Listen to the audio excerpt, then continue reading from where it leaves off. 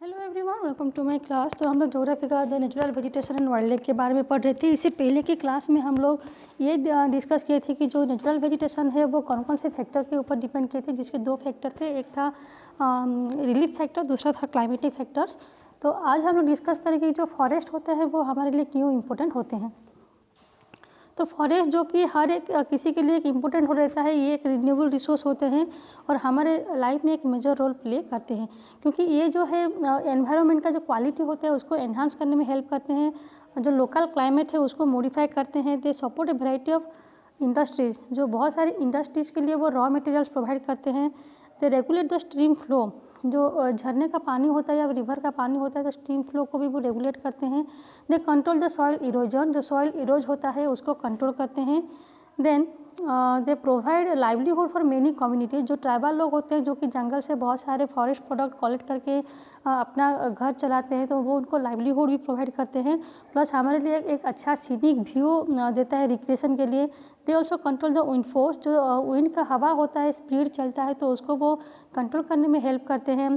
जो टेम्परेचर रहता है उसको भी कम करने में हेल्प करते हैं। जिस एरिया में ज़्यादा फॉरेस्ट होता है उस एरिया का टेम्परेचर थोड़ा कूल रहता है। एंड ऑल्सो कॉज रेन, तो फॉरेस्ट की वजह से ही जो रेनफॉल होता है वो पॉसिबल हो पाता है।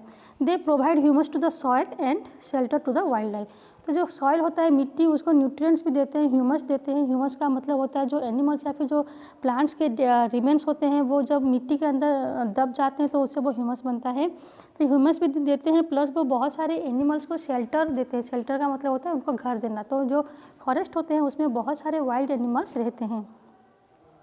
लेकिन कुछ सालों के में ये देखा गया कि जो इंडिया का नेचुरल वेजिटेशन है उसमें बहुत सारे चेंजेस देखने को मिल रहा है, जो कि बहुत सारे फैक्टर की वजह से वो इफेक्ट हो रहा है, जैसे कि growing demand for cultivated land, development of industries and mining, urbanisation and over grazing of pasture.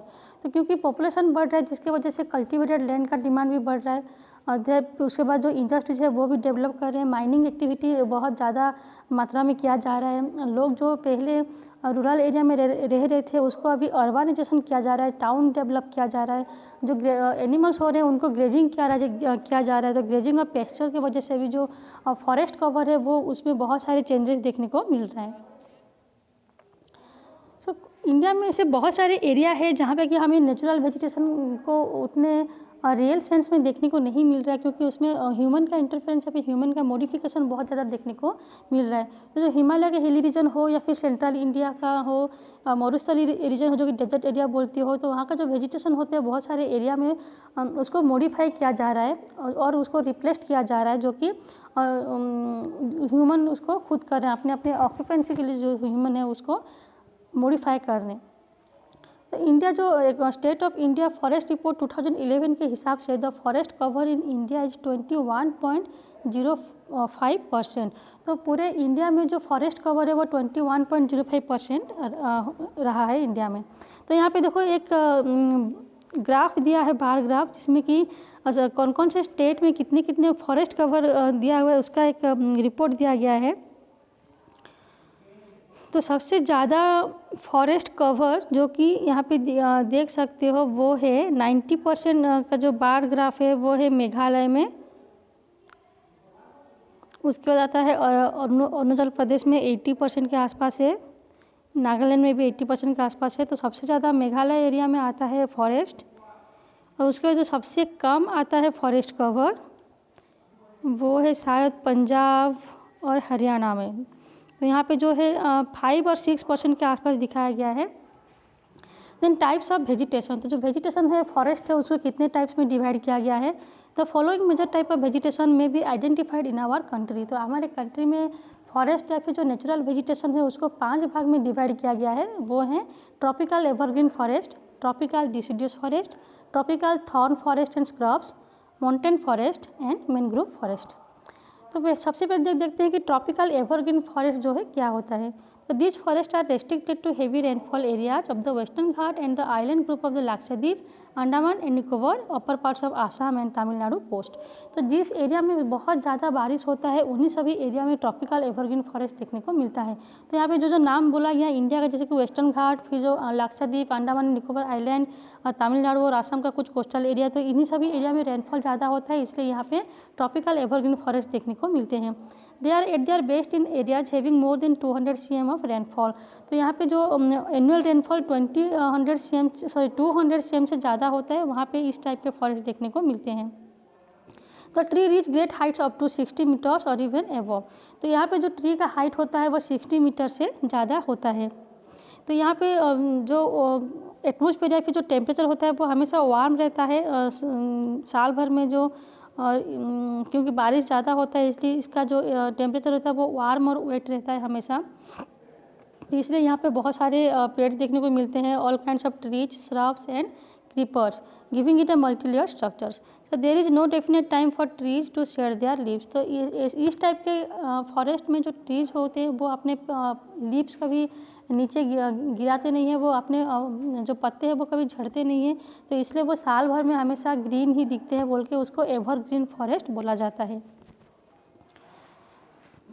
तो यहाँ पे एक पिक्चर दिखाया गया है ट्रॉपिकल एवरग्रीन फॉरेस्ट का, देख सकते हो यहाँ पे लिखा गया है मैक्सिमम हाइट जो है वो 60 मीटर से, और जो प्लांट्स होते हैं यहाँ पे, जो ट्रीज होते हैं उनके ब्रांचेस आपस में इतने थिक होते हैं और वो इतने हाइट में होते हैं कि एक कैनोपी टाइप का लेयर फॉर्म करता है। यहाँ पे दिखाया गया कैनोपी लेयर जो कि 40 मीटर में एबव दिखाया गया है।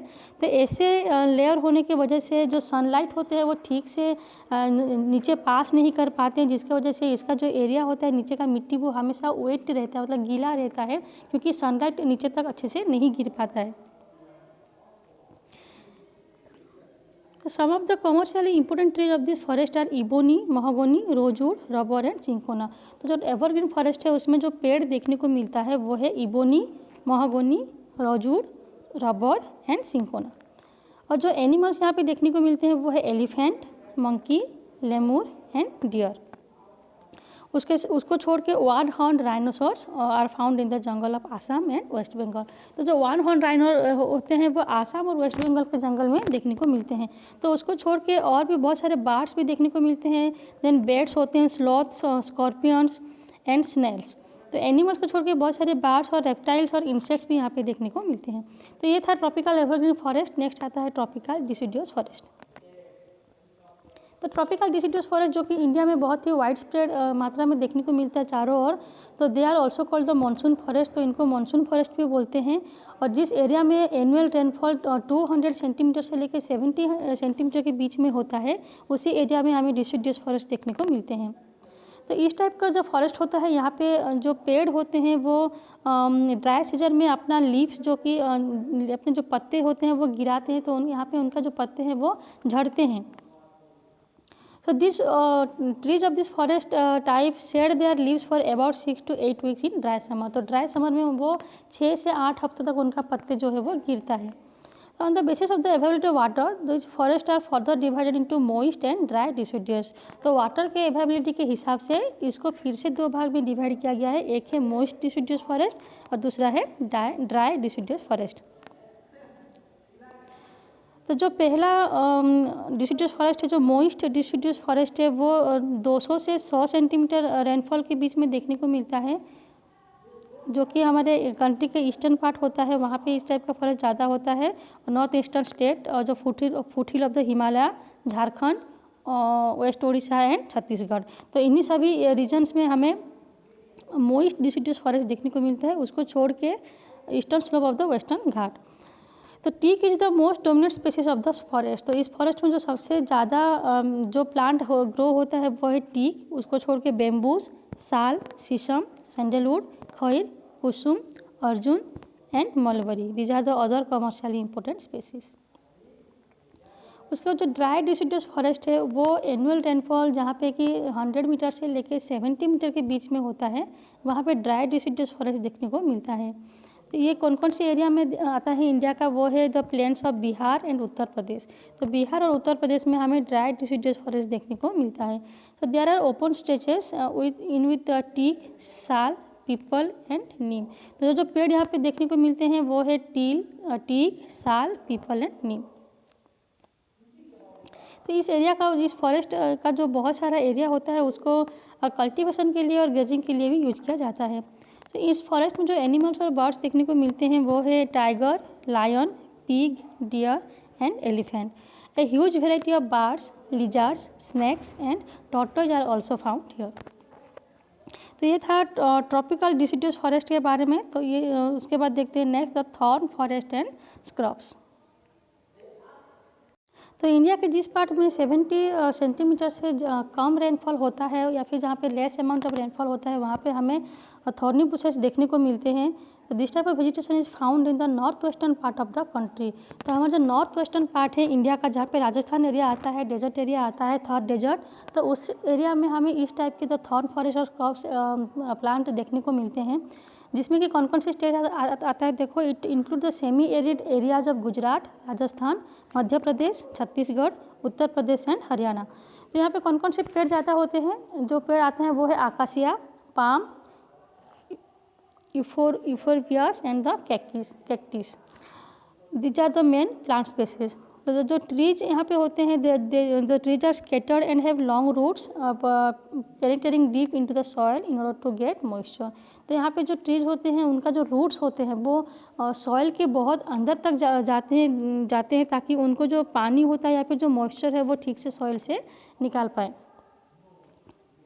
और यहाँ पे जो प्लांट्स देखने को मिलते हैं उनका जो स्टेम होता है वो सकुलेंट होते हैं टू कंजर्व वाटर। सकुलेंट का मतलब होता है थोड़े फ्लेसी टाइप होते हैं, तो जो थोड़े मोटा रहता है, थिक रहता है, और थोड़े फ्लेसी टाइप प्लांट्स होते हैं उनका जो लीव्स होता है ताकि वो उसमें जो मॉइस्चर है या फिर जो वाटर है उसको स्टोर करके रख सकें। तो the leaves are mostly thick and small to minimise the evaporation. तो लीफ जो ज़्यादा थिक होते हैं और छोटे छोटे होते हैं ताकि जो एवापोरेशन होते हैं वो जल्दी ना हो पाए। This forest give way to the thorn forest and scrub in arid areas. So in this forest the common animals are, जो animals यहाँ पे देखने को मिलते हैं वो है rats, mice, rabbits, fox, wolf, tiger, lion, wild ass, horses and camels. तो ये था थॉर्नी बुशेस एंड स्क्रब्स के बारे में। आज के लिए इतना ही। नेक्स्ट क्लास में हम लोग देखेंगे mountain forest and mangrove forest.